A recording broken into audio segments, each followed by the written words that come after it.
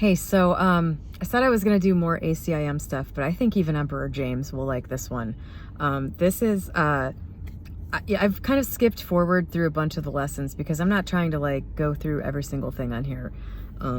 Maybe, I don't know. I really like the stuff that I've made the videos about so far because, I don't know, I just think it fits right in with everything else. But this, I think, is a nice idea. This thing that I'm about to go through, this is a nice idea, and it really it really addresses for me some of the objections that I had to my early childhood church experience. Like it's I always had this, it always seemed extremely boring to me. I mean, church was extremely boring, but the idea of like heaven as I imagined it, or whatever, just the idea that basically you go to heaven like it's a place.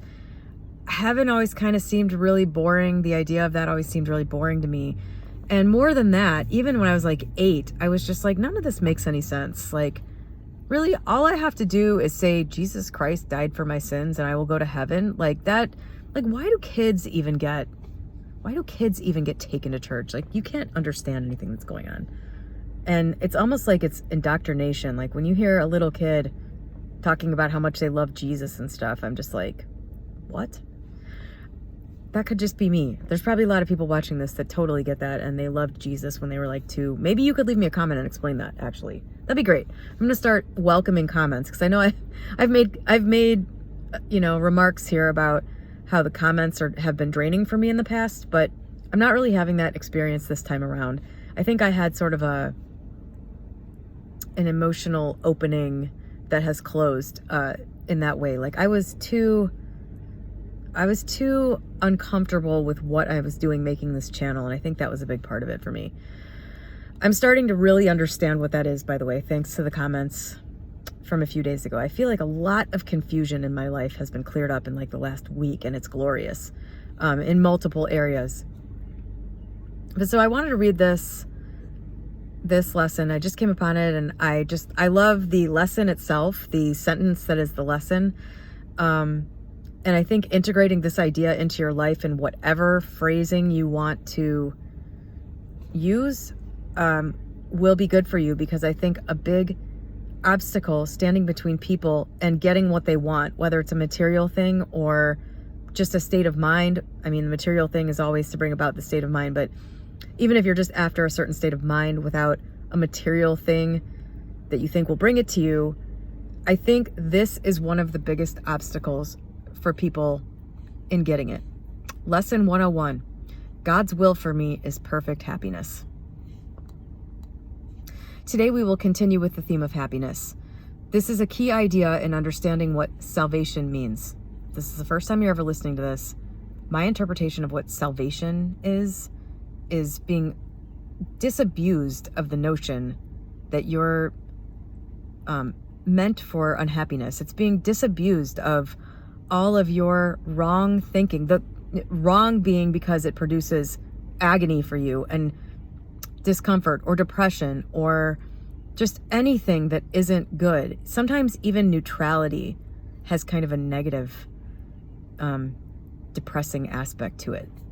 This is a key idea in understanding what salvation means.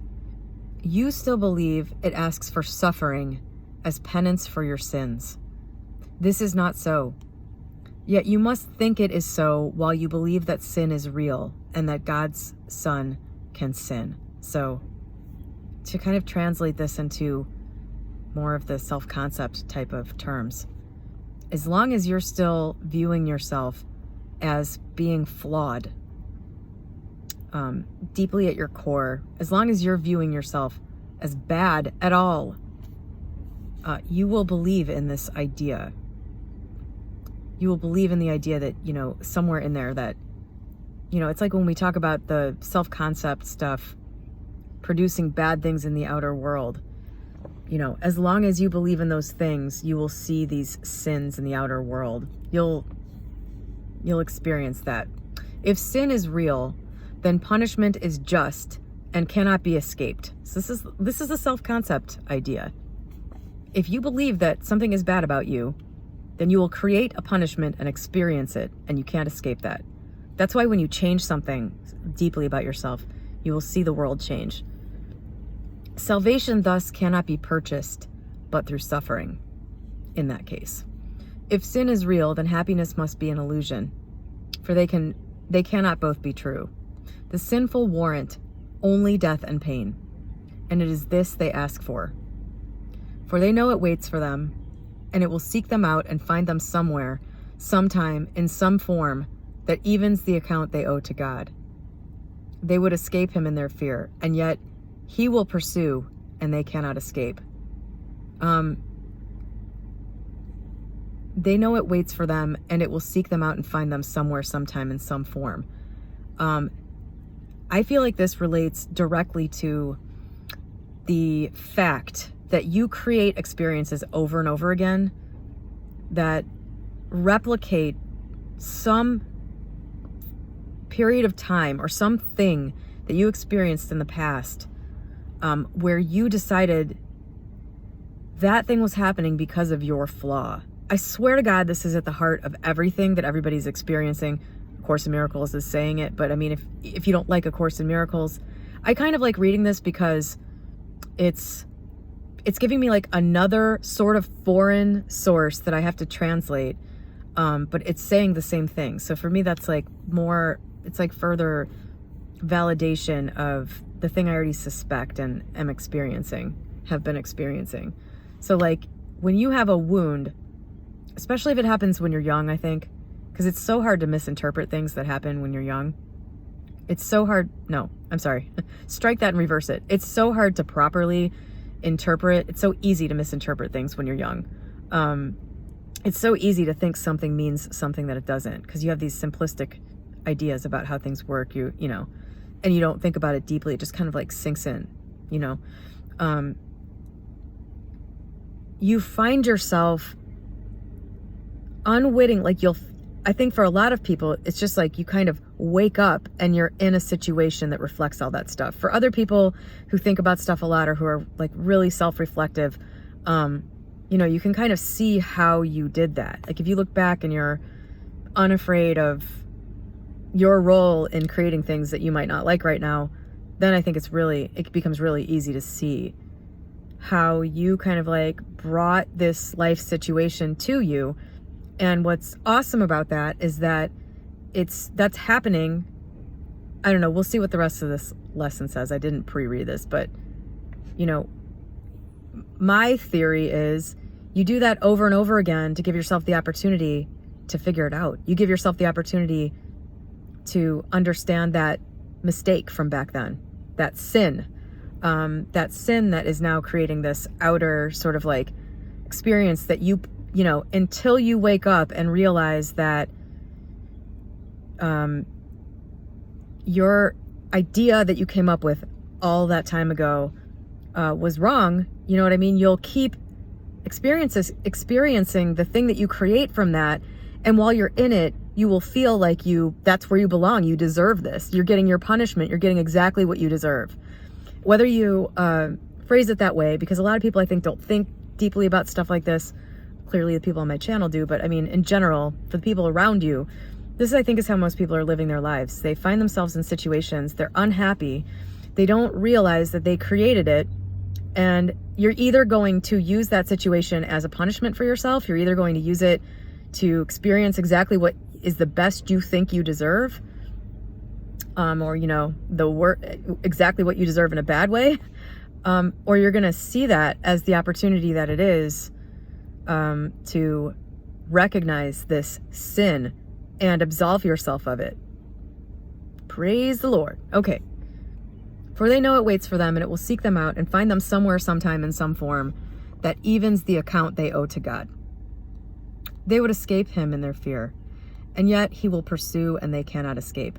Just to pause for 1 second. Another thing where I have like issues with, I realize I didn't just read anything new.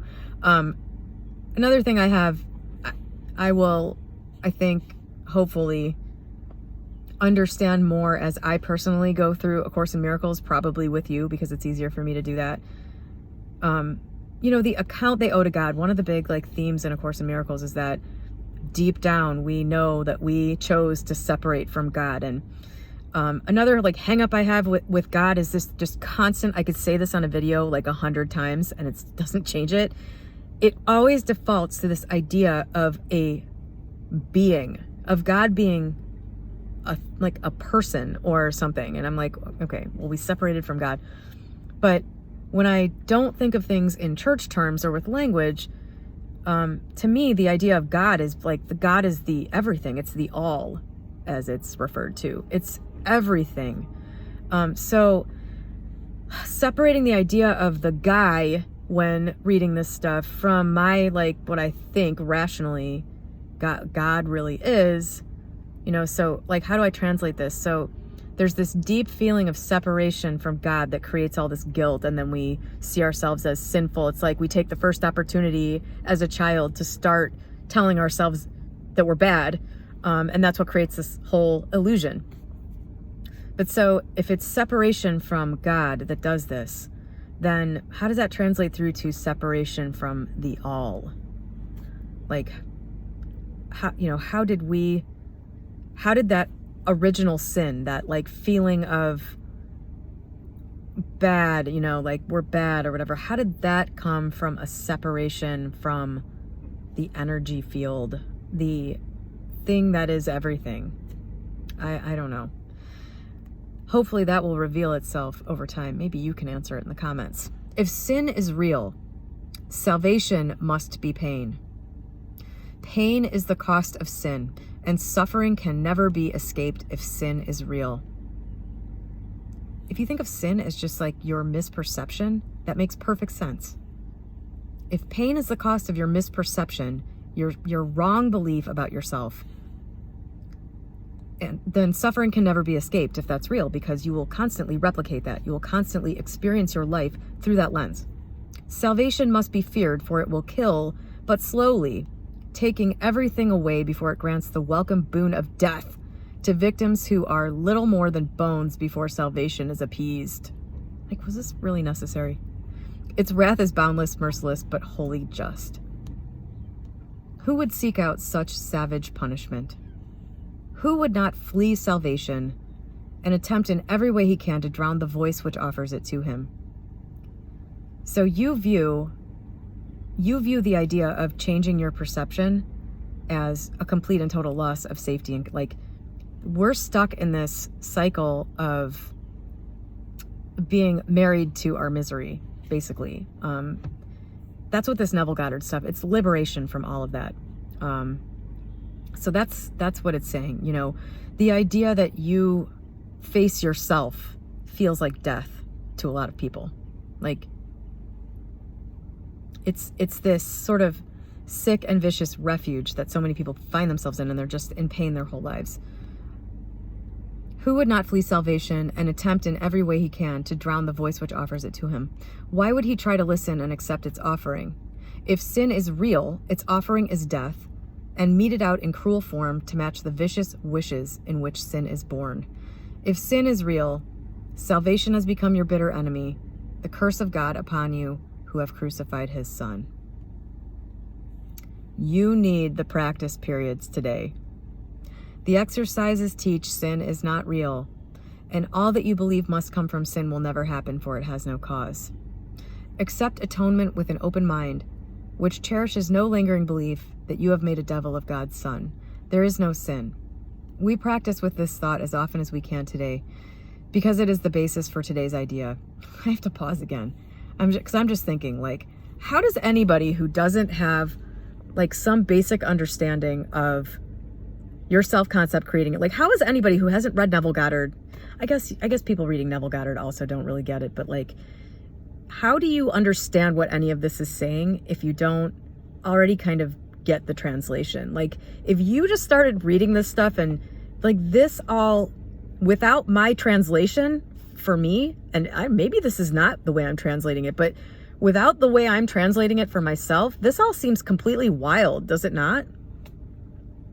I get why people don't like it, because like, what the hell?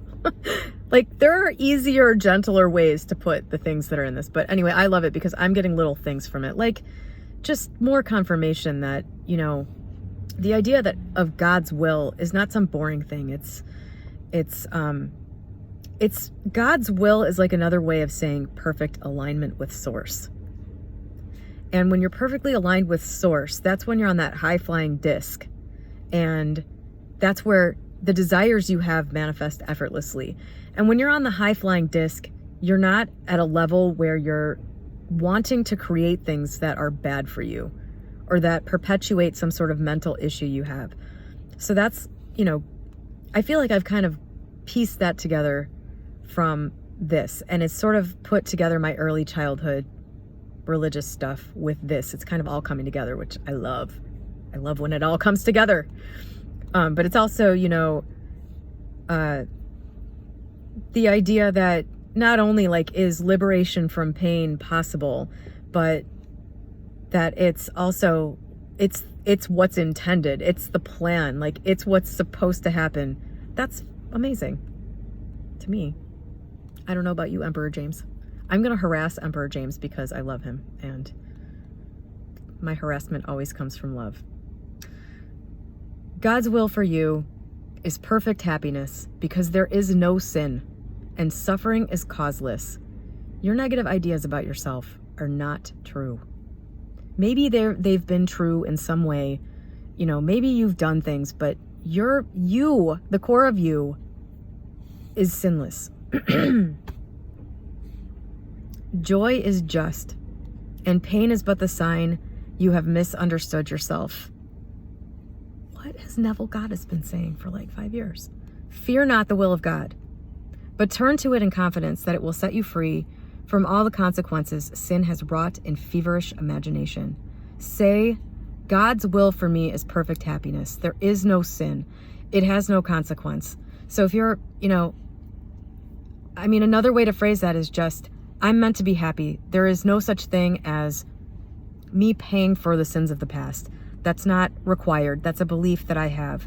I think people have been commenting that a lot of the stuff I talk about is sort of Buddhist in nature, and I have some Buddhist books and stuff on my shelves because of stuff like that, because people have said stuff like that, but I've never really read them. It makes me want to, because I believe also there's a concept of burning karma. So like your karma is basically just cause and effect. So you have this cause as a child, you experience the effect as an adult, just to like use an example. You make this decision, something happens, and then you play it out.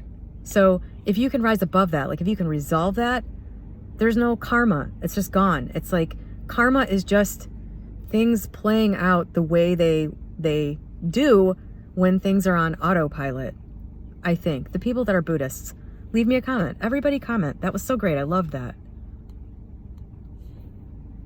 So should you start your practice periods and then attempt again to find the joy these thoughts will introduce into your mind. God's will for me is perfect happiness. There is no sin. It has no consequence. Give these 5 minutes gladly to remove the heavy load you lay upon yourself with the insane belief that sin is real. Today, escape from madness. You are set on freedom's road. And now today's idea brings wings to speed you on and hope to go still faster to the waiting goal of peace. There is no sin. Remember this today and tell yourself as often as you can. God's will for me is perfect happiness. This is the truth because there is no sin. Yeah, I keep thinking over the last few paragraphs, why does this need to be phrased this way? It feels like there's a lot easier way to explain this to a person. So, and somebody also commented that A Course in Miracles was channeled by and written down and stuff and processed by psychologists. I think I knew that, but I think I remember reading that at some point, but had completely forgotten that. And it's really interesting because so much of this is psychological. And maybe this is just sort of like people who have sort of a religious bent. This speaks to them in a more direct way than, say, straight up mainstream psychology would, or something like that. Maybe this has a little element that like makes them feel more comfortable or welcome to make changes that otherwise might not have felt comfortable to make. I really find this stuff fascinating. And for me, I'm like, well, why does it appeal to me? I am like so resistant to a lot of these words. Like God's will has really bothered me, and God's plan and the plan to save the world and stuff. I've just been like, save it for what? Then what? Then what happens? I don't know.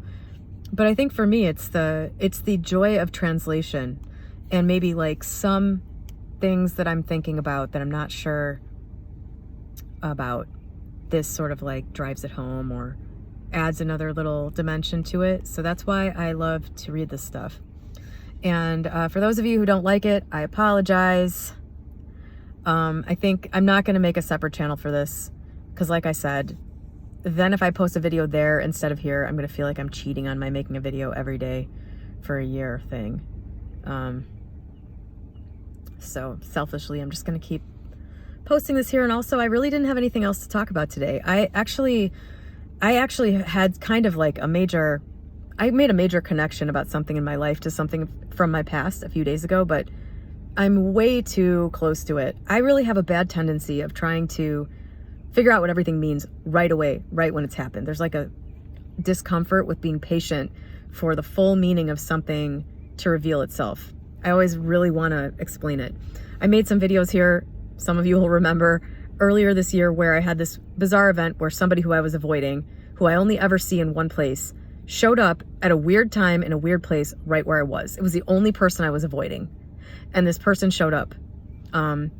And I absolutely like almost passed out because it was so not random. It was so meaningful. Like I immediately knew there was a major significance to it, but I had no idea what it was, which freaked me out a lot. And also it felt a lot like the instant manifestations that kind of freaked me out. Like sometimes something will happen in my reality and it's always like physical in nature. So like the guy standing there is a great example of this.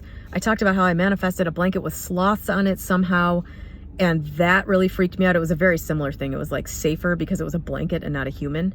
But I had the same feeling when that happened, and I was thinking about it on the way over here today.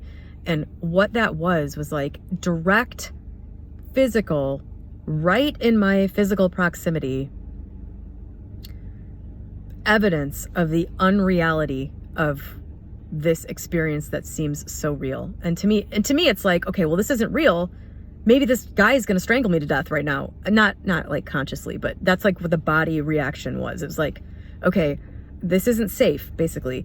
This blanket showing up here, it could just jump over my head now and tie itself around my neck and kill me. Like it was that kind of like feeling. Obviously I didn't think that, but yeah, I was like so wanting to process that had happened, that I kind of missed, I think, the really obvious meaning of it, which seems obvious now a few months later, which was, this is a person I'm avoiding. This is something I'm avoiding. And it found me in the most random place at the most random time. So to me now, looking back on that, it was saying, you can't avoid the things you're avoiding. And so that's what it means. That's what it meant for me. And so a lot has changed in the last couple months thanks to that incident. You know, I was trying to just kind of press forward with the status quo in a lot of different areas of my life. You know, just a bunch of different things. I was trying to resolve issues the old way I knew how to do it. I was status quo, you know, at work, like doing stuff that I've done in the past that's worked that wasn't working anymore, stuff like that. And it just, that's what that was. It was a huge, giant siren saying, you are avoiding things and you have to stop it. So that poor guy, he played a role. That was, you know, I was thinking about going to the gym actually. Yesterday I was thinking I'm going to go to the gym early and I'm going to chat with him. I don't feel like repulsed from talking to him anymore, actually, now that I'm saying this. So yeah, maybe I can't really go back to the gym and walk in the morning, because one of the things I've realized from taking this long break from going to the gym and walking every day is that my knee problem that I had is like completely healed. So there was something about going to the gym in the morning, unwarmed up, and just like starting to walk that was really irritating my knee. I must have some muscle that's like weak or doesn't wake up until I've walked around at work for a while or something. So I can't really go back to doing that. But still, I think I might go talk to that guy. It was very weird, very, very weird to have that happen, but that's clearly what that meant. So, but at the time I was like, I don't know. I was kind of onto it a little bit, but it was just, I was too close to it to know what the hell it meant. But yeah. Why the hell did I just bring that up? I don't even remember why I just told you that. I assume it had something to do with A Course in Miracles, but let's just leave it there because I don't remember. And nobody expects me to anyway. That's what I'm learning. Okay. Anyway, have a great day. And the next video will not be about A Course in Miracles, James. Love ya. Bye.